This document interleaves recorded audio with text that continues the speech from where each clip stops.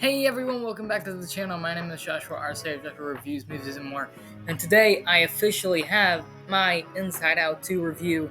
Was able to see it on Sunday, and kicking it off, I think this is one of the better Pixar films that have come out in the past few years. I think the only thing that may beat it is Elemental and Soul. I think those are the only two that could really compete. Everything else has been mediocre, not really the best. If you guys have any other opinions, you can let me know down in the bottom of the comments. But I think that this story in particular, I'm gonna try and keep this short and sweet, considering there have been so many other channels to do their reviews, and basically every single one has been the same. This movie is great. This movie captures the Pixar vibe in which we want to go into a Pixar movie with, and it'll make you cry, it'll make you laugh, it'll make you feel sort of in between. It makes you feel all the emotions in which should come with a Disney and Pixar movie, and I think that is what you exactly get in this movie. Joy has a wonderful character arc in this movie. She really learns how to let go of Riley herself. Obviously, anxiety is really the main antagonist in this movie.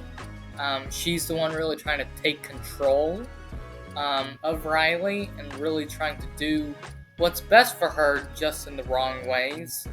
And I think within all of that, Joy is really able to come to terms with maybe Riley should be able to have some decisions of her own and take upon some of the responsibility that comes with, growing up. And, I think there is a lot of moments in this movie which will definitely make you probably, cry.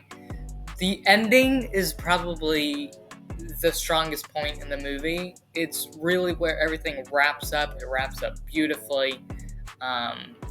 Riley just goes throughout this whole journey of really questioning herself on whether who she is, like what she'll become, um, you know, like her status among the other high schoolers and middle schoolers, and just sort of trying to balance her status of being cool, hanging out with the not so cool kids. I think it wraps everything up really nicely, and I think everyone who portrays each character in this movie does a really good job. They all serve their roles. Embarrassment, envy, fear, anger, um, disgust. Every single character in this movie plays their role to perfection, and everything is really able to come together really nicely. And I think in this movie in particular, there are a lot of things that you can really take away from, and it's a real conversation starter. If there are any parents watching, I would really suggest you sit down, take notes, see how the teenage brain operates when they are going through certain changes. As a 17-year-old myself, it really did actually resonate a lot with me, surprisingly. I didn't think it would. I think it would just be another kids movie that we would be going to go see, another Pixar movie, but it actually had a lot of points in it that were beneficial, there's no sort of agenda-driven um, story to this. It's just sitting down with the family, watching a nice movie, and having a wonderful message to it, which is normally what a lot of other Pixar and Disney movies are. But lately they haven't been that. But this one is able to recapture the magic of Pixar that comes with other classics. And I think that if you go into this movie open-minded, you will be pleasantly surprised, and it may even exceed your expectations.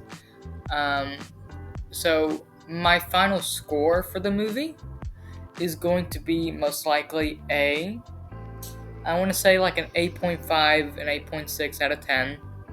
Again, it's not perfect. Every movie has flaws, but it's definitely close to that 8 to 9 out of 10 range. I think it's a nearly perfect movie. I didn't really find any flaws with it.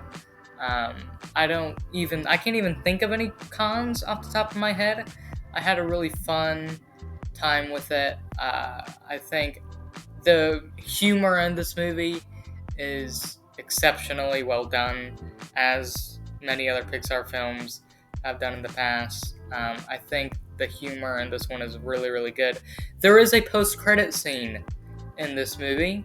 Wouldn't really recommend staying around for it. It's just a play off of a joke that happens earlier in the movie.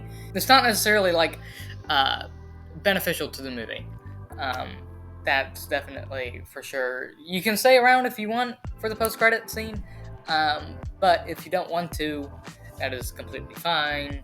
Because again, it's literally only like 30 seconds long, and then the movie ends, and then boom. Like, you can literally probably beat traffic in the amount of time that this post-credit scene is. It's literally just that short. But it is cute and it is funny.